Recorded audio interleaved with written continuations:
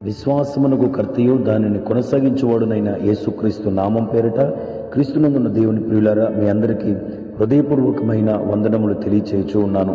ఈ దినపు యేసయ్య కృప వార్త మార్కు సువార్తమానము 9వ అధ్యాయం 23వ వచనం. నమ్ముట నీ వలనైతే నమ్మువానికి సమస్తమును సాధ్యమే.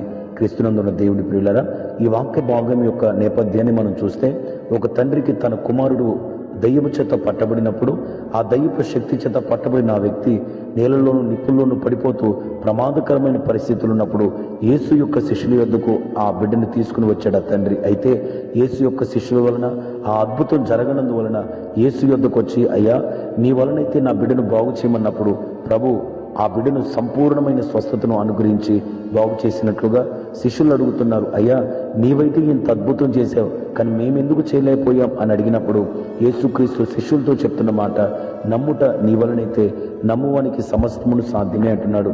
దేవుని ప్రియులారా, ఈరోజు ఒక శ్రేష్టమైన మాటను ప్రభు మనకు తెలియచేయుచున్నాడు. ప్రభు యొక్క శక్తి, ప్రభు యొక్క బలం అతీతమైనది.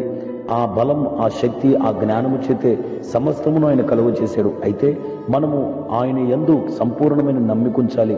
పాత నిబంధనలోనైనా కొత్త నిబంధనలోనైనా అనేక మంది కొన్ని రుజువులను బట్టి ఆయన యందు నమ్మికుంచారు. తోమా అయితే ఆయన గాయములు వేలు పెడితే తప్ప నేను నమ్మను అంటున్నాడు. మరి కొందరైతే సూచక్రియలు, అద్భుత కార్యములు అడుగుతున్నారు. ప్రియులరా, ఈ కాలంలో ప్రభు రాకడ కొరకు సిద్ధపరచబడుతున్న మనం రుజువులను బట్టో అద్భుతములను బట్టో ఆయన యందు మనం నమ్మిక ఉంచకూడదు. కానీ నిశ్చయముగా ఆయన ఉన్నాడని అంతరంగంలో అపరిమితమైన విశ్వాసం కలిగి ఆయన యందు మనం నమ్మకం కలిగి ఉంటే మన జీవితంలో ఎన్నో ఆశీర్వాదాలు ప్రభు దయచేస్తాడు. యేసుక్రీస్తు ఇలాగ అన్నాడు కదా, నీవైతే తోమా నన్ను చూసి నమ్ముతున్నావు, కానీ చూడక నమ్మువారు ధన్యులు అంటున్నాడు.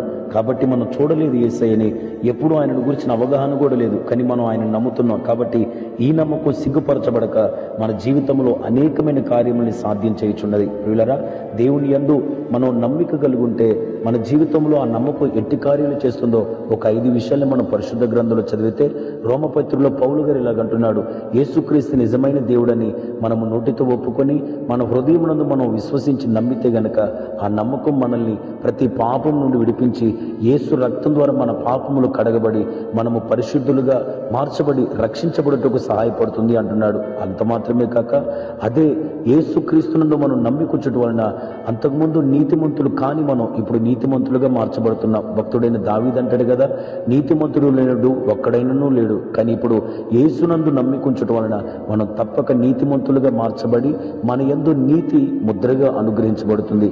ఈ 2 ఆశీర్వాదములు కేవలం మన ప్రభునందు నమ్మిక ఉంచడం వలన జరుగుతుంది. అంత మాత్రమే కాదు, 3వ విషయం, భక్తుడైన యోహాను ఏమంటారో తెలుసా, దేవుని కుమారుడైన యేసుక్రీస్తు నిజమైన దేవుడిని ఎవరైతే నమ్ముతారో వారే కదా లోకమును జయించిన వారు అంటున్నారు. లోకమనగా శరీరాశ, నేత్రాశ, జీవపుడమ్మం. ఈ లోకమంతా సాతాను అధికారం కింద ఉన్నది.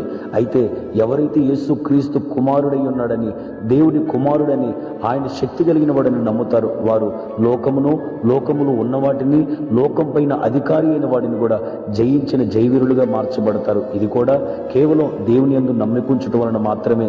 ఇంకొక విషయం చెప్పనా, యేసుక్రీస్తు యొద్దకు 2 గుడ్డివారు వచ్చి, ప్రభువా మాకు చూపు దయచేయమన్నప్పుడు ప్రభు ఇలాగంటున్నాడు, మీరు నేను దీన్ని చేయుచున్నానని మీరు నమ్ముతున్నారా అన్నప్పుడు వారు నమ్ముతున్నాం ప్రభు అన్నారు. వెనువెంటనే దేవుడు వారి కన్నులు ముట్టి బాగు చేసినప్పుడు వారు స్పష్టంగా యేసును చూడటం ప్రారంభించాడు. ప్రియులారా, మనం ఇక్కడ నేర్చుకోవాల్సిన ఒక అద్భుతమైన పాఠం ఏంటో తెలుసా, మునుపు దృష్టి లేనివారు, మునుపు దర్శనం లేనివారు, మునుపు క్రీస్తును చూడలేనివారు కేవలం వారి నమ్మకమును బట్టే క్రీస్తును చూసేవారిగా, నవనూతనమైన దర్శనం పొందేవారిగా కనపడ్డారు.